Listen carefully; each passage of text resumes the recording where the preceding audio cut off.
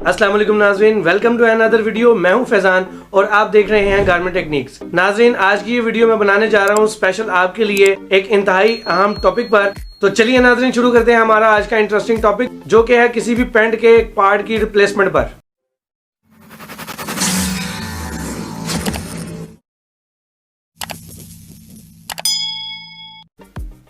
नाज़रीन, जैसा कि आप जानते हैं कि जहां पर भी सिलाई की जाती है, कपड़े बनाए जाते हैं, वहां पर कोई ना कोई फॉल्ट तो निकल ही आता है। यानी जब आप कपड़े सिलाई कर रहे होते हैं तब कोई डैमेज भी हो सकता है या नंबरिंग आउट होने की वजह से शेड भी आ सकता है। इसके अलावा जब कटिंग में लोग काम कर रहे होते हैं और उस दौरान उनसे कोई ऐसा मिसहैप हो जाए जिससे रिप्लेस करने की जरूरत पड़ जाए, या फिर क्वालिटी डिपार्टमेंट जब क्वालिटी कर रहा हो तो उसमें किसी भी तरह का एक ऐसा फैब्रिक फॉल्ट निकला है जिसकी वजह से फैब्रिक को रिप्लेस करना पड़ जाए, उस पार्ट को रिप्लेस करना पड़ जाए, तो ये सारी चीज़ों में जब आप किसी भी तरह से किसी भी वजह से कोई रिप्लेसमेंट करते हैं किसी एक पार्ट की, तो आपको किस चीज़ का ख्याल रखना बहुत ज़्यादा ज़रूरी होगा आपके लिए। आज हम इस वीडियो में इस टॉपिक पर डिटेल डिस्कस करने वाले हैं, तो लिहाजा मेरे साथ एंड तक जुड़े रहिएगा ताकि आप तक एक इन्फॉर्मेशन कंप्लीटली तौर पर पहुंच सके।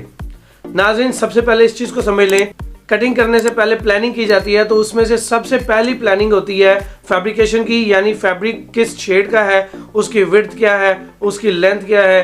तो इस तरह से आप उसको यूज़ करने के लिए पहले प्री प्लान करते हैं, उसके बाद आप उसकी यूजेज पर जाते हैं।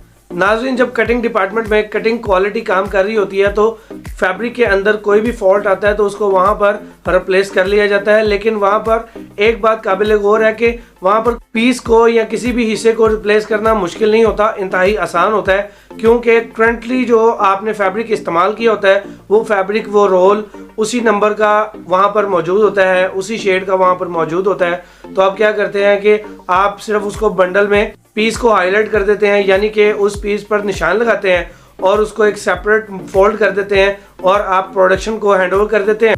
तो प्रोडक्शन डिपार्टमेंट जो है जिस रोल से उस फैब्रिक की कटिंग की गई होती है उस रोल नंबर को देखते हैं और शेड को देखते हैं कि शेड भी वही है और रोल नंबर भी वही है। उस फैब्रिक की या पार्ट की जो रिप्लेस है नाज़रीन, वो की जाती है उसी मुतलका रोल में से जिसमें से वो फैब्रिक कटिंग किया जाता है। तो इस तरह से उसकी रिप्लेसमेंट बहुत आसान हो जाती है।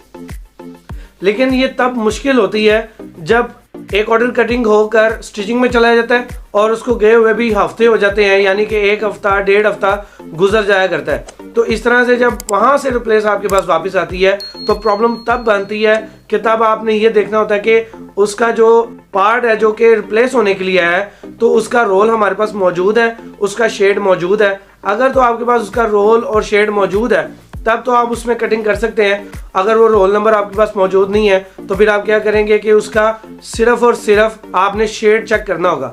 तो आप शेड चेक करते हैं कि अगर 10 रोल हैं ऐसे जिसका ए शेड है या बी शेड है और जो रिप्लेस आई है आपके पास, या वो ए में से कटिंग होगी या वो बी में से कटिंग होगी, तो आपको ये जज करना होगा कि किस शेड में से वो पीस को या उस टुकड़े को कटिंग करना है।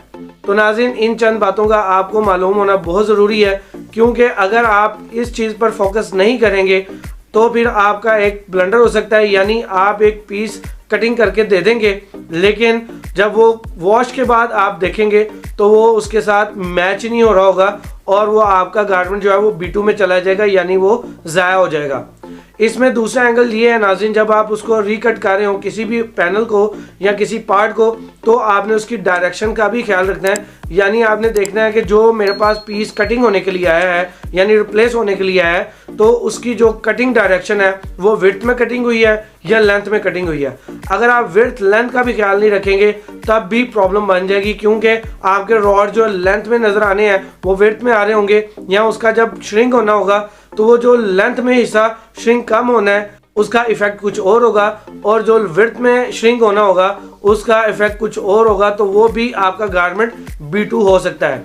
तो नाज़रीन, जब भी आपने कोई रिप्लेस करनी है तो आपने रॉड्स का और उसके एंगल का और उसके ग्रेन्स का, उसके शेड का, रोल नंबर का, इन तमाम चीज़ों का ख्याल ज़रूर रखना है, फिर ही आपका कोई भी पैनल या पार्ट जो है वो फ़ायदेमंद होगा रिप्लेसमेंट के लिए, अदरवाइज वो ज़ाया हो सकता है।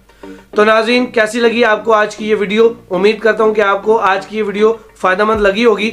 अगर आपको ये वीडियो पसंद आई हो तो इसको लाइक एंड शेयर करें और मेरे इस चैनल को सब्सक्राइब भी करें, और अपनी राय का इजहार कमेंट सेक्शन में करना मत भूलिएगा, ताकि आपके कमेंट सेक्शन से मुझे पता चल सकेगा कि आपको ये वीडियो पसंद आई है या मज़ीद आप क्या जानना चाह रहे हैं। तो नाज़रीन, मैं मिलूंगा आपसे इसी तरह की एक इंफॉर्मेटिव वीडियो के साथ। तब तक के लिए मुझे दीजिए इजाज़त। मैं हूँ फैज़ान। अस्सलाम वालेकुम।